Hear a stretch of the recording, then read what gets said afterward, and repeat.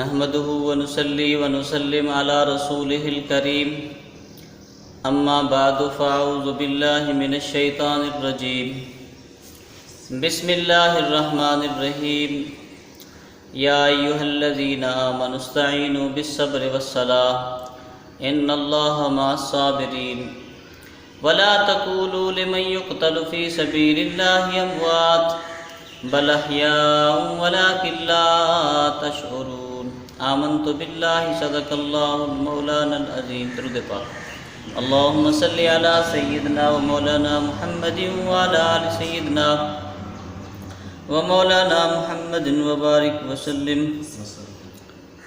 حمد و ثنا اللہ تبارک و تعالیٰ کی ذات کے لیے اور درود نبی کریم صلی اللہ علیہ وسلم کی ذات پر۔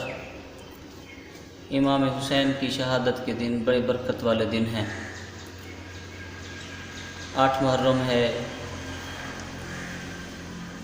اور نبی کریم صلی اللہ علیہ وسلم امام حسین سے بڑا پیار کرتے تھے، اور ان دنوں میں حضور صلی اللہ علیہ وسلم کو بڑا دل کے اوپر ملال گزرا، بڑی تکلیف پہنچی۔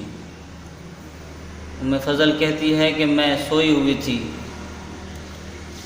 تو میں نے خواب میں دیکھا کہ نبی کریم صلی اللہ علیہ وسلم کا امامہ شریف اور داڑھی مبارک گرد آلود ہے اور گھوڑے سے اتر رہے ہیں۔ میں نے پوچھا یا رسول اللہ کہاں گئے تھے؟ کہا کہ میں کربلا سے ہو کر آ رہا ہوں، میرے امام حسین کو شہید کر دیا گیا۔ ام سلمہ کہتی ہے کہ میرے پاس وہ شیشی تھی جو جبریل علیہ السلام کربلا سے لے کر آئے تھے، اور نبی پاک صلی اللہ علیہ وسلم نے فرمایا تھا کہ جب یہ مٹی خون بن جائے گی سمجھ لینا کہ میرا بیٹا شہید ہو جائے گا۔ میں دوڑی، جہاں میں نے محفوظ کر رکھی تھی اسی جگہ سے میں نے شیشی نکالی تو وہ شیشی مٹی جو ہے خون بن چکی تھی۔ اور حضور صلی اللہ علیہ وسلم حضرت فاطمہ الزہرا کے گھر جب جاتے، امام حسین کو اٹھاتے تو رخسار کے اوپر بوسہ نہیں دیتے، نہ پیشانی کے اوپر دیتے تھے، گلے کے اوپر بوسہ دیتے اور رونا شروع کر دیتے، آنکھوں سے آنسو شروع ہو جاتے۔ حضرت اماں فاطمہ کہتی لوگ نواسوں کو اٹھاتے ہیں، رخسار چومتے ہیں، ماتھا چومتے ہیں، آپ گلا چومتے ہیں، پھر رونے لگ جاتے ہیں۔ حضرت فاطمہ سے حضور فرمایا کرتے تھے کہ بیٹا تجھے چومتا ہوا نظر آتا ہے، مجھے کٹتا ہوا نظر آتا ہے، کہ تیری نظر چومنے پہ پڑتی ہے، میری نظر کٹنے پہ پڑتی ہے۔ اتنا پیار تھا، اور آپ صلی اللہ علیہ وسلم جانتے تھے، اور یہ تربیت ہو رہی تھی۔ نبی پاک صلی اللہ علیہ وسلم ایک دفعہ بیٹھے تھے، زکوٰۃ کا ٹوکرا لایا گیا، کھجوروں کا ٹوکرا تھا۔ حضرت امام حسین کا بچپنا تھا، آئے دو کھجوریں اٹھائی، منہ میں ڈال لی۔ نبی پاک صلی اللہ علیہ وسلم نے پکڑا، کہا کخ کخ، پھر انگلی ڈال کے کھجوریں منہ سے نکال لی اور کہا محمد کی اولاد زکوٰۃ نہیں کھاتی۔ اتنی تربیت۔ اور جب آپ روتے حضرت امام حسین تو آپ اپنی بیٹی فاطمہ الزہرا کے گھر جاتے اور فرماتے بیٹی امام حسین کو نہ رونے دیا کر، مجھے تکلیف ہوتی ہے، کیونکہ وہ وقت بھی آئے گا جب امام حسین کے اوپر اتنی مصیبت گزرے گی۔ اور حضرت امام حسین رضی اللہ تعالی عنہ جب مدینے سے روانہ ہوئے تو آپ صلی اللہ علیہ وسلم کے روضے پر تشریف لے گئے اور کہنے لگے کہ نانا آج میں مدینہ چھوڑ کے جا رہا ہوں، مسافر بن گیا ہوں، اور تیرے دین کی خاطر، اور وہ دین جسے نبی پاک صلی اللہ علیہ وسلم نے پوری کائنات میں بانٹا، تقسیم کیا، پھیلا دیا، مگر جب حفاظت کی باری آئی تو امام حسین کو آگے کھڑا کر دیا۔ اور امام حسین نے ایسی حفاظت کی کہ قیامت تک امام حسین کے نام کے جھنڈے لگے اور شریعت محمدیہ کو تحفظ ملا، قرآن پاک جیسی نعمت امن امان پہنچی۔ یہ نعمتیں، یہ نمازیں، یہ اذانیں، یہ قرآن جیسی نعمت ساری امام حسین کی قربانی کے بعد ہم تک آن پہنچی۔ اگر ہم اس بات کی طرف توجہ کریں کہ ہم کبھی نماز چھوڑ دیتے ہیں، کبھی سردی کی وجہ سے، کبھی گرمی کی وجہ سے، کبھی بخار، کبھی نزلے کی وجہ سے، مگر امام حسین نے بتا دیا کہ نماز تو ایسی چیز ہے تلواروں کے سائے کے نیچے بھی نہیں چھوڑی جاتی۔ جب جان کے اوپر در پہ ہو اور تمہیں پتہ ہو کہ دشمن وار کرنے والا ہے، پھر بھی نماز نہیں چھوڑ سکتے۔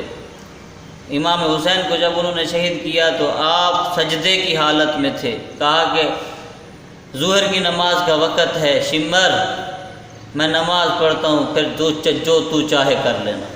آپ نے سر سجدے میں رکھا، اس نے آپ کا سر جدا کیا.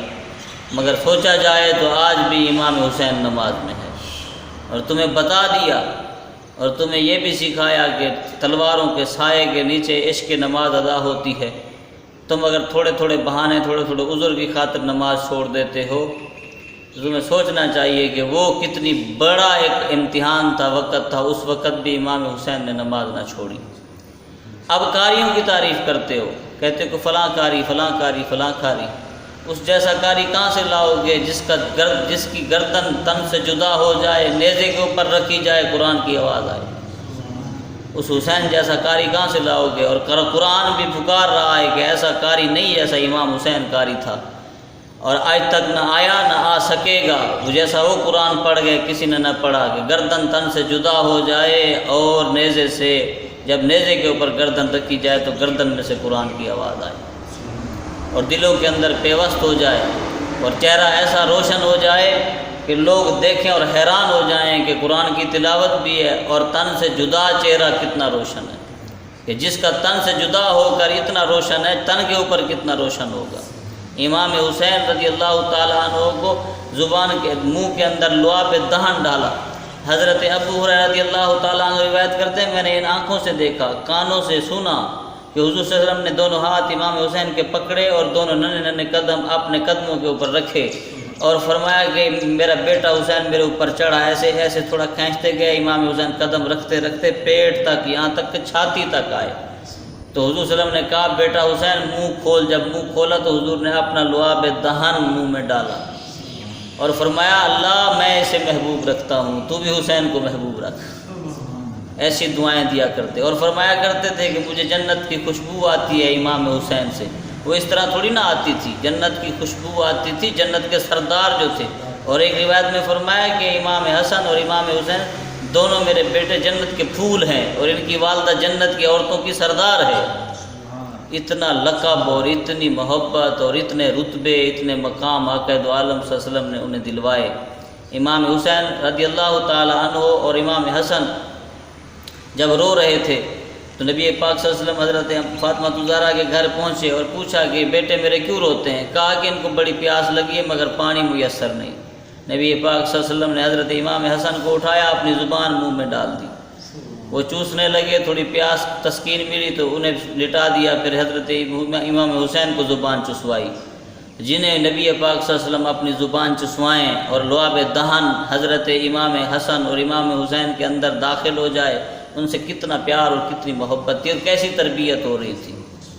اب دیکھو نا، صحابیوں میں بیٹھتے تھے تو کہتے تھے کہ تم امام حسن کو اور حسین کو ایسے سمجھتے ہو، حسین میری جان ہے. کہا کیسے یا رسول اللہ؟ کہا کہ یہ حسین میرے میں سے ہے، میں حسین میں سے ہوں. بڑی حکمت کی باتیں کی.